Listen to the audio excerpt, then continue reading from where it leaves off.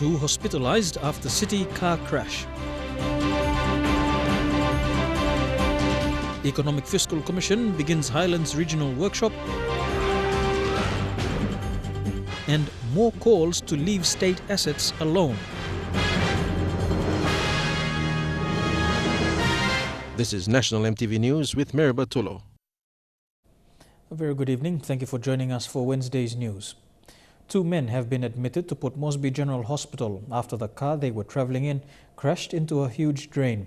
The incident occurred last night at Gordon's, opposite the Diamond Club in the nation's capital. According to eyewitnesses, the car was travelling at high speed when it hit the rail and crashed into the drain. This footage, taken hours after the incident, shows blood stains on the airbag and the driver's seat. 2 weeks ago, another car was burnt after it was alleged that the driver hit a little girl at 5 Mile.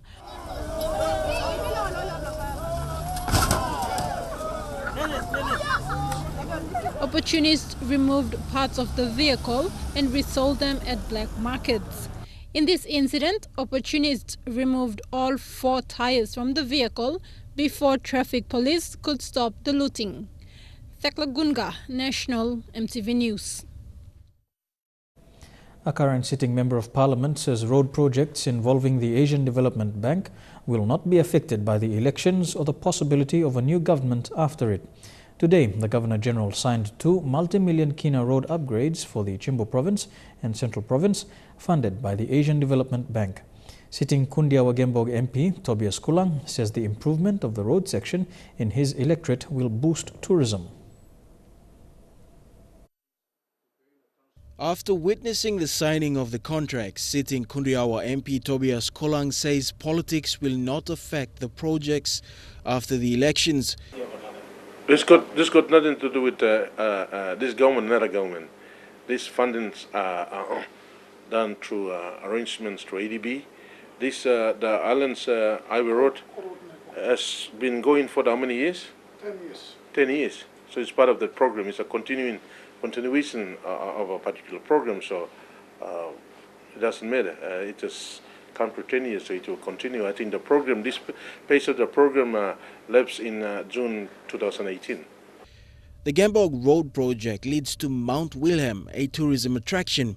Mount Wilhelm is an untapped tourism destination described by many as a sleeping giant. The site gets over 6,000 international visitors per year.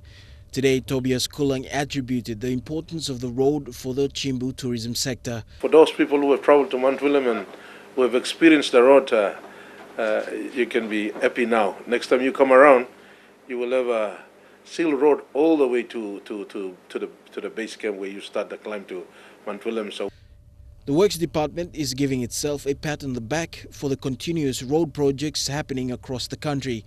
Today, Works Secretary David Were says the partnership between the government and the Asian Development Bank, worth 1 billion kina, continues to improve roads and bridges across the country. This afternoon at Government House, the Governor-General, Bob Dadai, puts pen to paper, allowing Dekanai Construction Company and the China Harbour Engineering to construct the 2 road sections in Central and the Chimbu Province.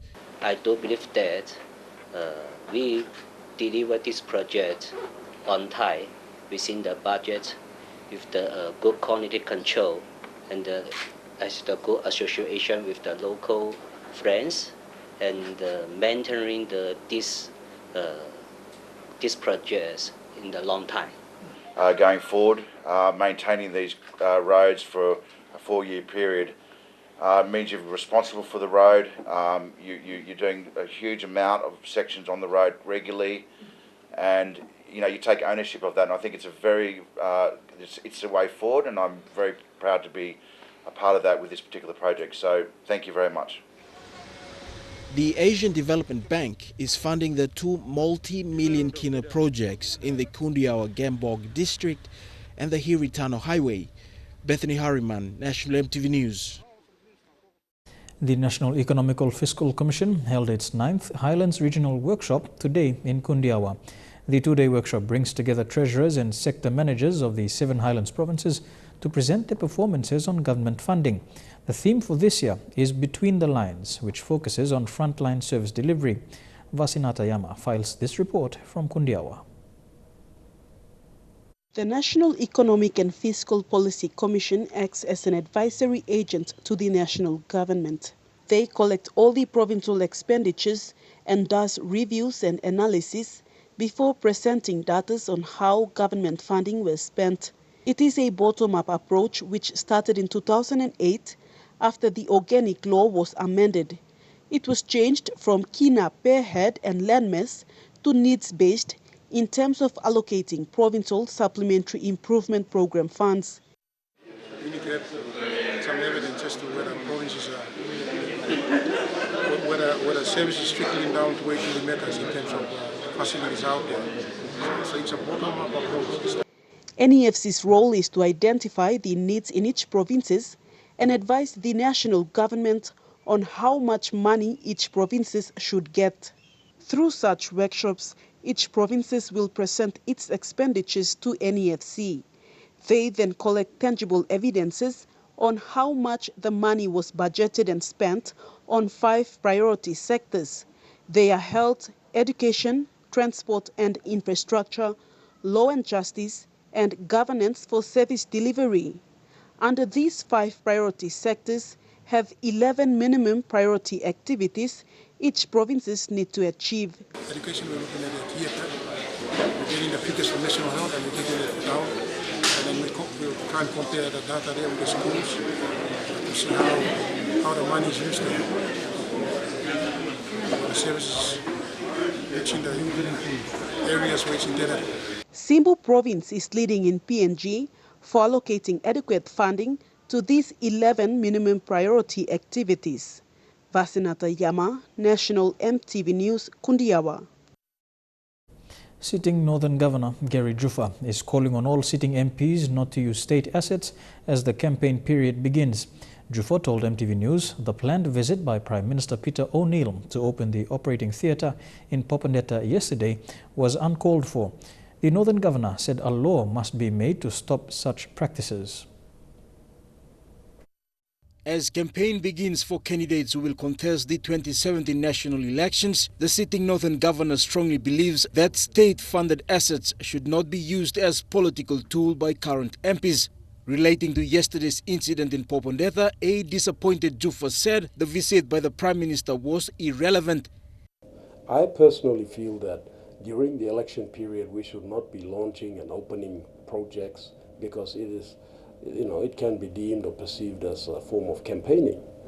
And we are actually utilizing government equipment and proceeds and funds and whatnot to do this. Perhaps we should do this after the elections, Yesterday's gathering was to open the new operating theatre for Popondetta General Hospital. But according to Juffa, he says the theatre will not be used.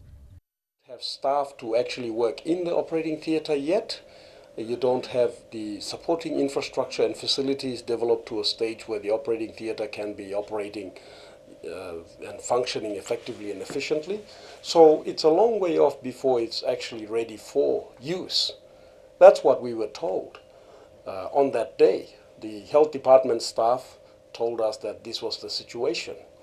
Governor Juffa also alleged that a group of policemen assaulted locals in Popondetta yesterday. Police in Popondetta have confirmed the incident. Juffa will be taking the matter to Police Commissioner Gary Bucky. I believe the police should take action. I'm preparing a report for the Police Commissioner. This is not the way that policemen should behave. You shouldn't be assaulting women and children in that manner. It is totally improper, and it tarnishes the good image of the Royal Papua New Guinea Constabulary, which has over recent times been working very hard to improve that image. The operating theatre was initiated by the then Somare-led government. Whether he sees it as a point scoring or not point scoring, we can't help it because the Popondetta Hospital Board set this date, so that is the reason why the official opening was scheduled for this day. And Jack Lapave Jr., National EMTV News. Formalities for Sir Peter Epatas to move to the People's National Congress has been completed. This afternoon, Jiwaka Governor and People's Party leader Dr. William Tongap presented the papers to Registrar of Political Parties Dr. Alphonse Gelu. People's Party General Secretary Willie Palme was present to witness the occasion. Sir Epatas has been the leader of People's Party for the past 16 years.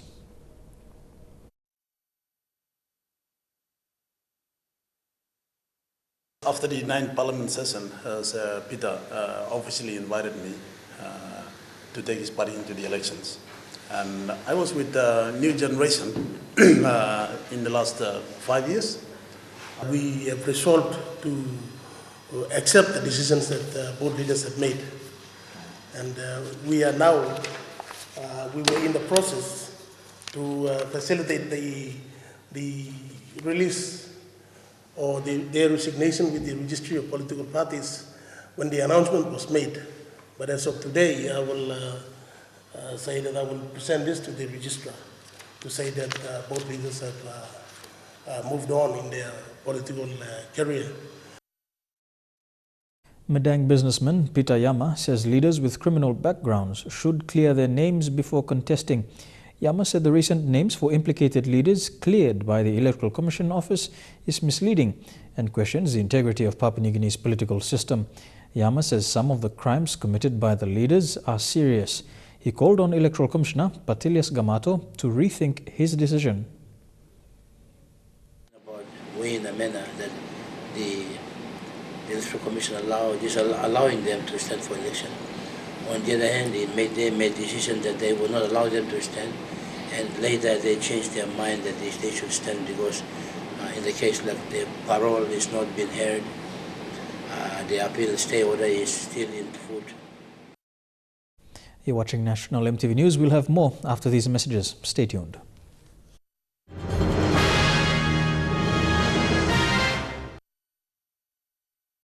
Welcome back to National MTV News. The Butibam community in Leh will now have access to wireless electronic library. The electronic library is a project rolled out in 2014 by the Leh district. Leh Secondary School was the first recipient of this project. The e-library was launched today by sitting member for Leh, Lujaya Koza. Just follow him, arrow. This wireless electronic library was named after the village chief, Malek Nathaniel Guare. The library will be used by students for research and school projects.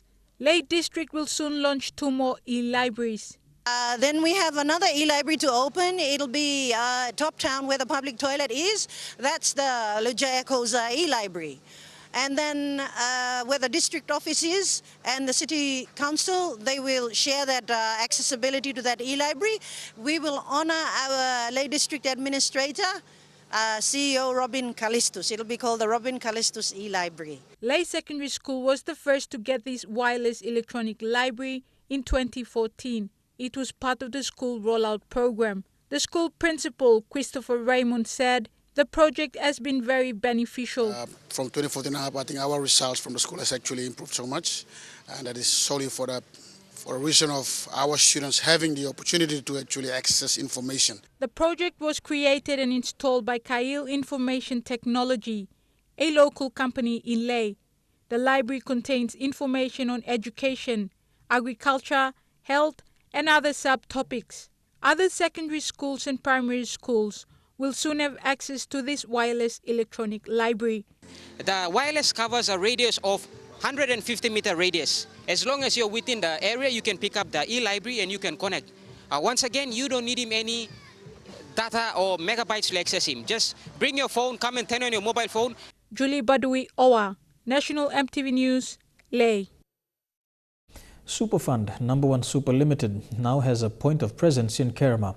This means Number 1 Super members in the province will no longer have to travel 6 hours to Port Moresby to get services. The new NSL office is housed within the Kerma Post Office building under the fund's current partnership agreement with Post PNG Limited. This allows members to access Number 1 Super products and services at selected post offices nationwide.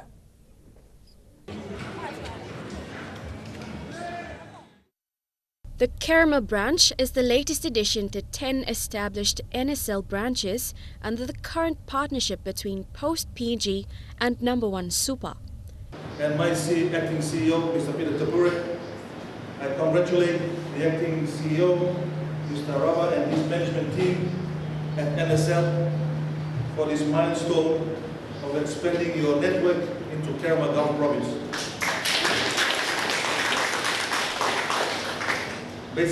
The expansion of NSL outlets complements #1 Supa's latest online mobile banking app in an effort to improve customer accessibility, to bring services closer to our members.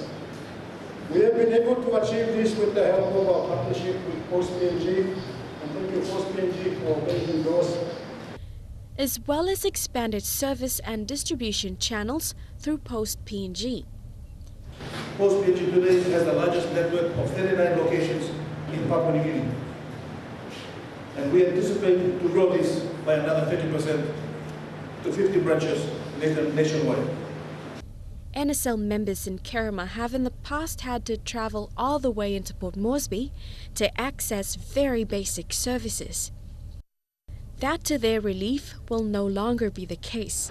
You saved 100 kina or 200 kina when you go down to Port Moresby. You can apply here, we will save you out of Kerma. So that's an added service the post office is bringing.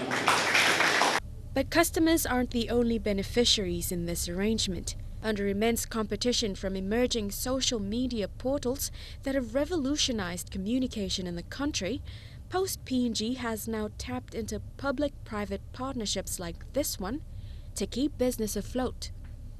NSL now has 19 branches throughout PNG and is expected to open more. It has proven to be Papua New Guinea's largest and leading super fund, turning over 404 billion kina in profit last year and crediting 9% of balance held for over 160,000 members. Melissa Gafiro, National EMTV News. Now to something a little different. Packed to capacity and having people still walking through the entrance was the scene last Saturday during the 13th UMFM PNG Music Awards at the Lamana Gold Club. That was a testament of the enormous following PNG music has locally. And when popular PNG artists Silas Kanya, Tavin Tune, Wame Blood graced the stage, it could not have got any better. 11 categories, 33 nominations, and radio personality Casti showed you how to keep the crowd in suspense. The keynote of Music House Listeners' Choice Song of the Year goes to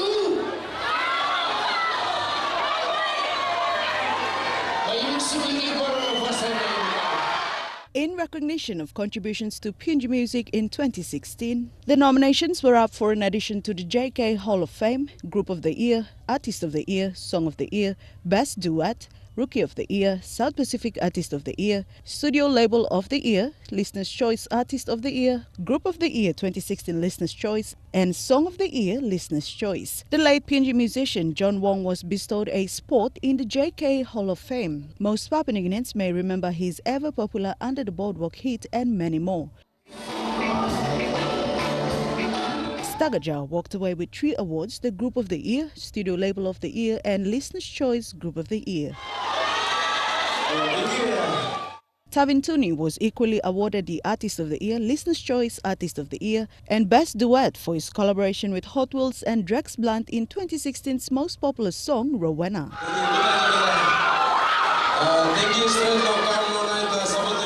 And Jara Local's Mary Kalibobo song was awarded the Song of the Year. Jara Local went on to bag the South Pacific Artist of the Year and the Rookie of the Year. And to top of the awards night, the Song of the Year's Listener's Choice went to Malmaninga Kuri for the song Anawake.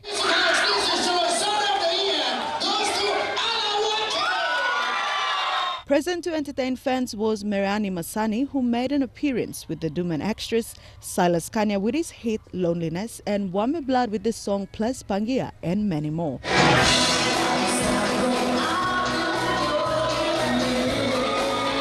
Now setting the sights on this year, more female vocalists are encouraged to make the mark as well. Dini Rose Raiko, National EMTV News. And now we'll look at the finance news. The kina closed unchanged at $0.3145 in the interbank market. At Bank South Pacific, your kina was buying $0.307 US dollars, $0.4047 Australian dollars, $0.2782 euro, and 34.09 Japanese yen.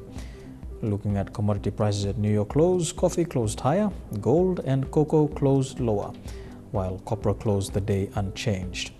Palm oil, crude oil and copper closed the day higher. And on the stock markets, the Dow Jones closed 34 points higher, the ASX closed 52 points lower, and the All Ordinaries closed 46 points lower. Here with National EMTV News, stories making headlines overseas. When we come back, stay with us.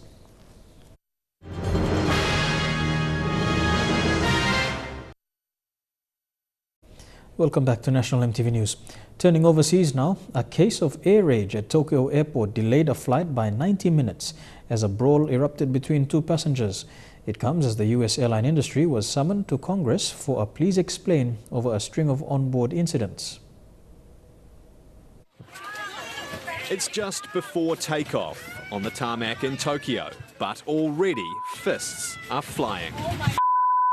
This guy's crazy! A witness on the All Nippon Airways flight says the man in red lashed out unprovoked after taking his seat for the flight to LA. A stewardess for the airline tries to intervene. The man in red storms away up the aisle, but quickly returns to resume the brawl. The 44-year-old was allegedly drunk. What set him off still isn't clear, but it's the latest in a string of in-flight incidents in a turbulent time for the industry. The problem with the flying experience is across the board. We all know it's a terrible experience. In Washington, 5 US airline bosses were hauled before Congress and asked to explain an apparent nosedive in service. United Airlines became the poster child after Dr. David Dow was dragged unconscious and bloodied from an overbooked flight. Its CEO still trying to make amends. No customer, no individual should ever be treated the way Mr. Dow was, ever.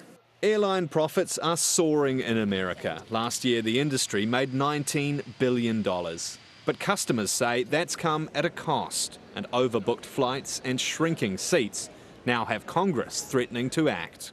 You know you're having a bad day when the group that's going to lecture you on customer satisfaction is the United States Congress. United and other major US airlines have pledged to stop forcibly removing passengers. But for those who throw punches, it's a different story. The instigator of the ANA brawl was kicked off the flight and then arrested. Former US presidential candidate Hillary Clinton has pointed the finger at two men who she says are partly to be blamed for her failed campaign. She has admitted she made some mistakes, but says the FBI director and Russian interference contributed to her loss. Hillary Clinton today speaking out on what she believes cost her the election. I take absolute personal responsibility. I was the candidate. I was the person who was on the ballot. Shouldering some of the blame, but not all of it. I was on the way to winning until the combination of Jim Comey's letter on October 28th and Russian WikiLeaks raised doubts in the minds of people who were inclined to vote for me but got scared off. Team Clinton believes that is the day she lost the race. Clinton was in the air when the FBI director announced he was looking into her emails yet again. The election was less than 2 weeks away. If the election had been on October 27th, I'd be your president, and it wasn't. The news dominated the front pages, and Clinton, who is now writing a book about her experience, says she paid the price. Did we make mistakes? Of course we did. Did I make mistakes? Oh my gosh, yes. You know, you'll read my confession and my request for absolution. But the reason why I believe we lost were the intervening events in the last 10 days. Clinton attended the inauguration of her former rival, but now she is pulling no punches. I did win more than 3 million votes than my opponent. So it's like, really? I feel a tweet coming.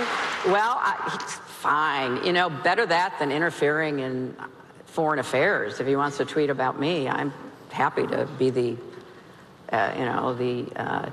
diversion. She says she has no plans to stay in the shadows. I'm now back to being an activist citizen and part of the resistance.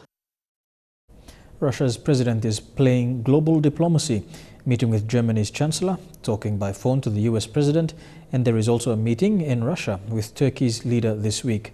The talks are seen as an attempt by Mr. Putin to steer the conversations. For Vladimir Putin, the backdrop is ideal. Sochi, the Black Sea resort where Russia hosted the 2014 Winter Olympics.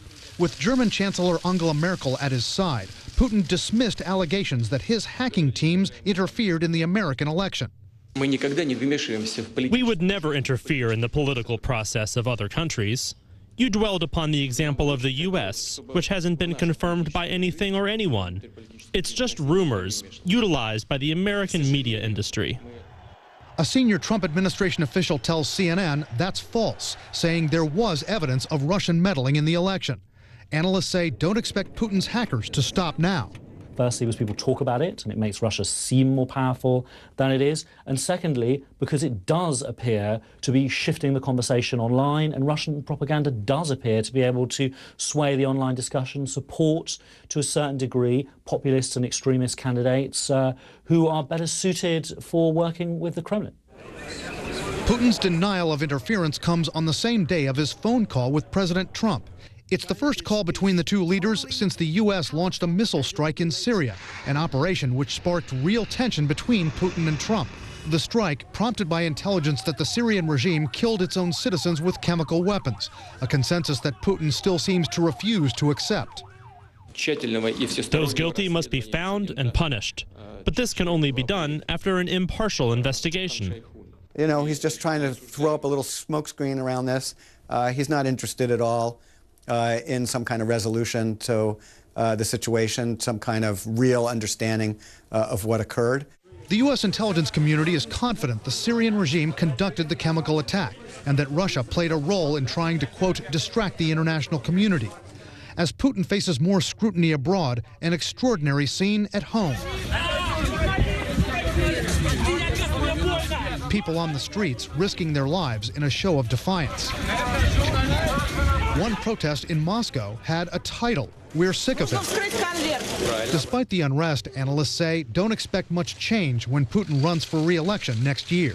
He controls enough of the levers of power and controls the media enough and has sufficient support outside the major cities that he should be able to manage this election campaign.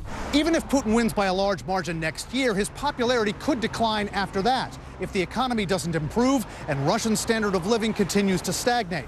Then, experts say, expect Vladimir Putin to pull one of his signature moves, deflecting attention from his problems at home by telling Russians that America is out to get them. To other world news, suspected drug gang members have gone on a rampage in Brazil, setting fire to buses and trucks on a major highway in Rio de Janeiro.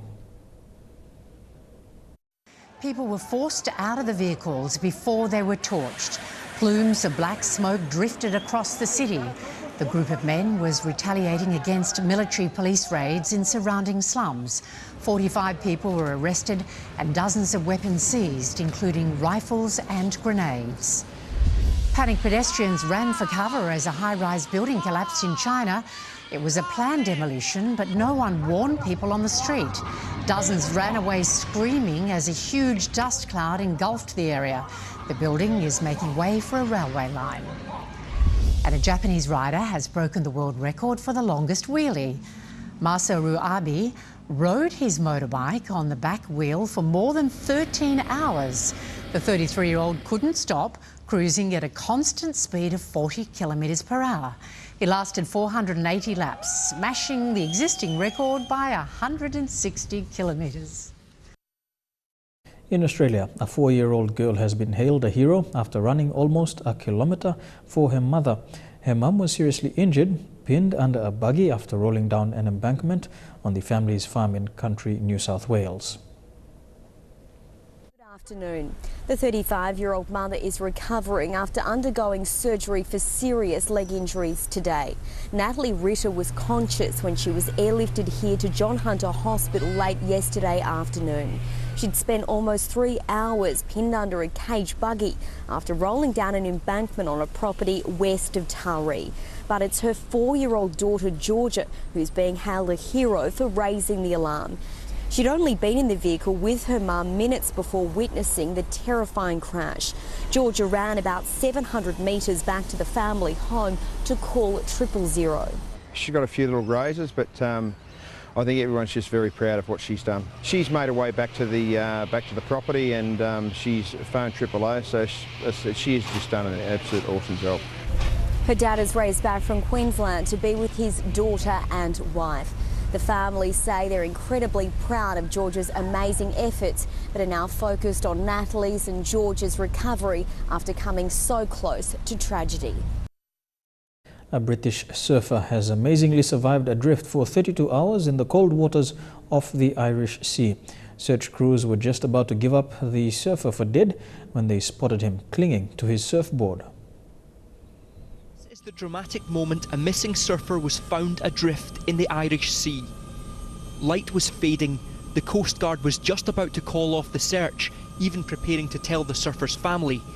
Then the call came from the Prestwick Search and Rescue helicopter. We've got him. Despite spending 32 hours in the cold water without food or drink, Matthew Bryce somehow found the energy to paddle for his life. It was the end of his unimaginable ordeal. Matthew escaped with only mild hypothermia. His survival story has stunned and delighted those who were looking for him. When you then actually go and see and realise it's a surfboard, and more importantly there's someone waving at you from it, it's brilliant. Best feeling in the world. Matthew was last seen on Sunday morning on his way to this beach on Scotland's west coast. Machrihanish Bay is a popular surf spot in Argyll, but as the signs point out, it can be dangerous. Matthew set off at 9 AM. But when he didn't return, the alarm was raised and 9 rescue teams from both sides of the Irish Sea were dispatched. At 7:30 last night, after Matthew had been at sea for 32 hours, he was spotted by the Prestwick Search and Rescue helicopter 13 miles off the coast. Matthew owes his life to the rescue teams, as well as a thick winter wetsuit that kept him warm and a surfboard that kept him afloat. The surfer had some more good news today. A lifeboat has found his discarded board, and it's still in one piece, though after that 32-hour ordeal, it may be some time before he chooses to return with it to the water. You're with National EMTV News. Don't go away. Up next we have some sporting updates in Trukai Sports.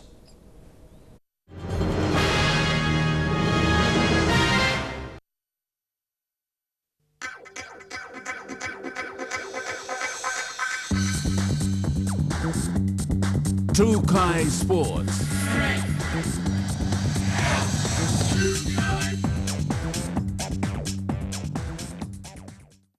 Welcome to Trukai Sports. The City Pharmacy Leos defeated Vanuatu in the 4th round of the ICC Women's T20 East Asia Pacific qualifier in Japan. The Leos outclassed a determined Vanuatu side to win by 5 wickets.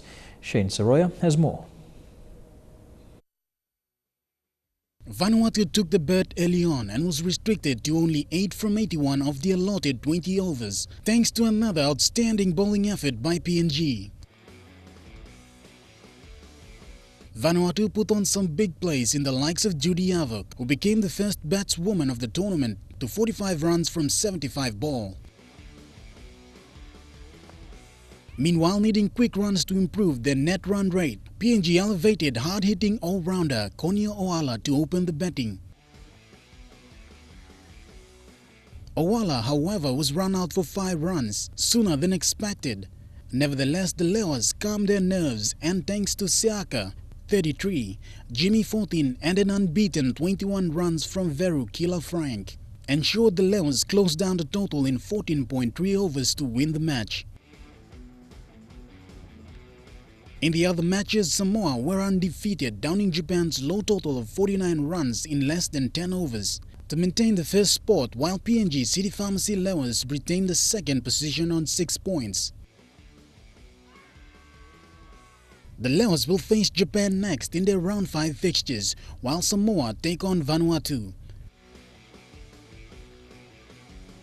Shane Saroya, National EMTV Sports.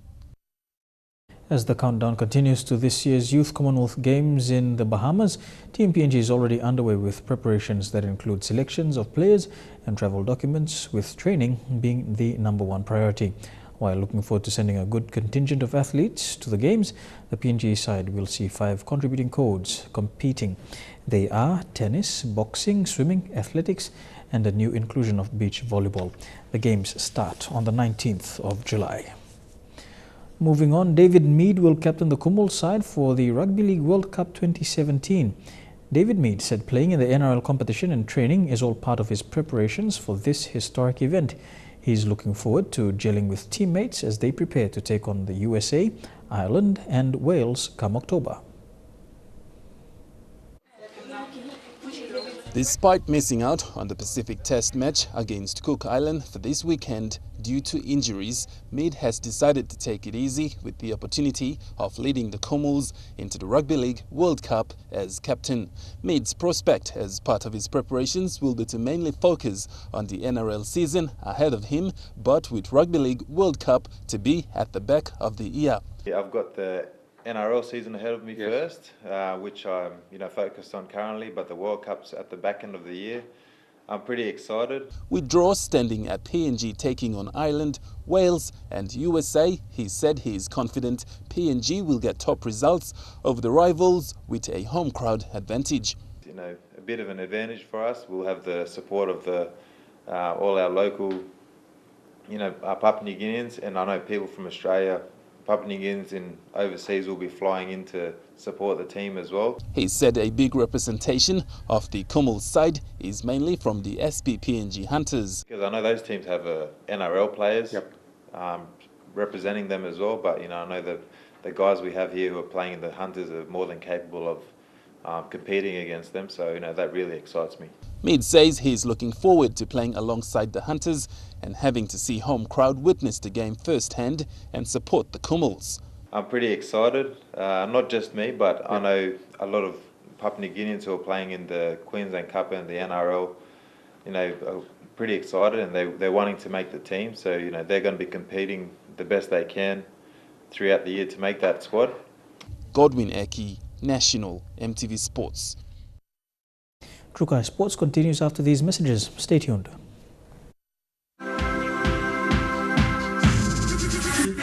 Trukai Sports. Welcome back to Trukai Sports. The PNG Basketball Federation will launch the second phase of its Twilight Basketball competition this Friday at the Taurama Aquatic Indoor Sports Centre. This is following its first phase of the event that attracted more than 1,000 people to participate in the 6-week event.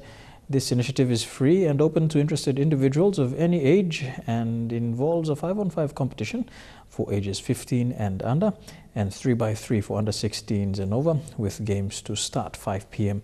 for juniors and 7 p.m. for seniors. Willie Minoga has returned to the country from the Kumul Pacific Test team after being suspended by the Queensland Rugby League. He has been replaced by Israel Eliab, who flew down this morning to join the team. William Noga was suspended for 2 matches for a dangerous throw. He says he was looking forward to playing for the Kumuls this weekend and is disappointed he won't have the chance to do so.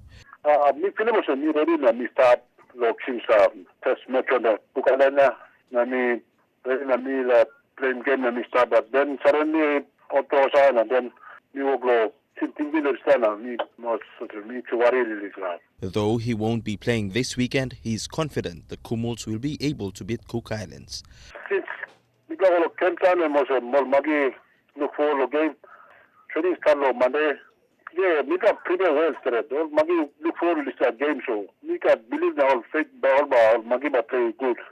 Fellow PNG hunter Israel Eliab has been flown down to replace Willie Minoga.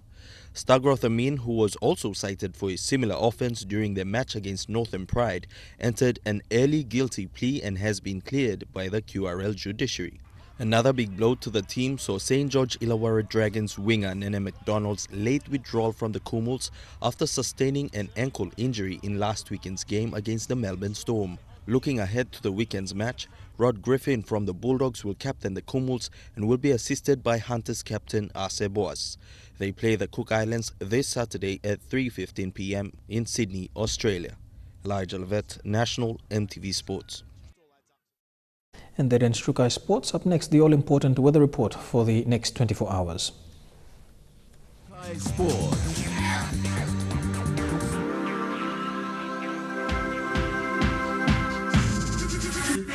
Trukai Sports. The weather details are proudly brought to you by Dulux Weather Shield. Worth doing with Dulux.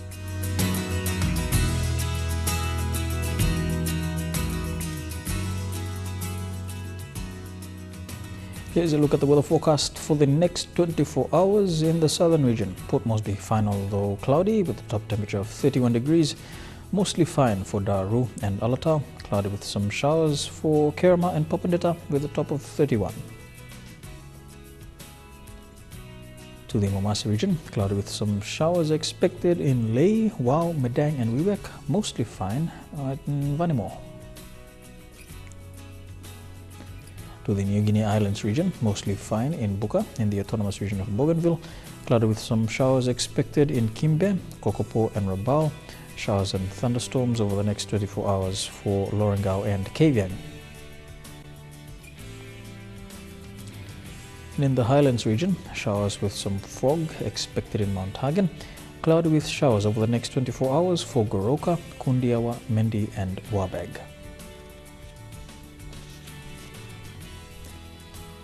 A look at the forecast for small ships for tonight and tomorrow. All coastal waters of Papua New Guinea, seas 0.5 to 1.5 meters.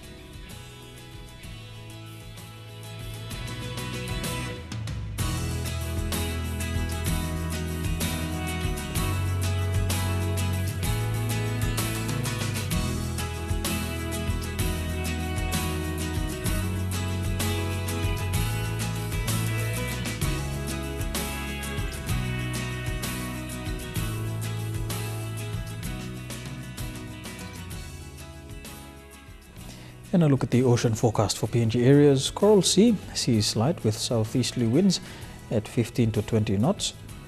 Solomon Seas, seas slight with southwesterly winds at 10 to 20 knots. Bismarck Sea, seas slight with northwest to easterly winds, tending southwest winds at 10 to 15 knots. And the Pacific Ocean, seas slight with southwest to northwesterly winds at 10 to 15 knots.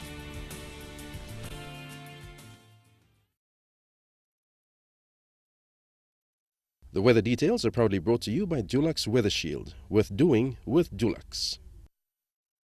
And that's the news, sports and weather for today, Wednesday the 3rd of April 2017.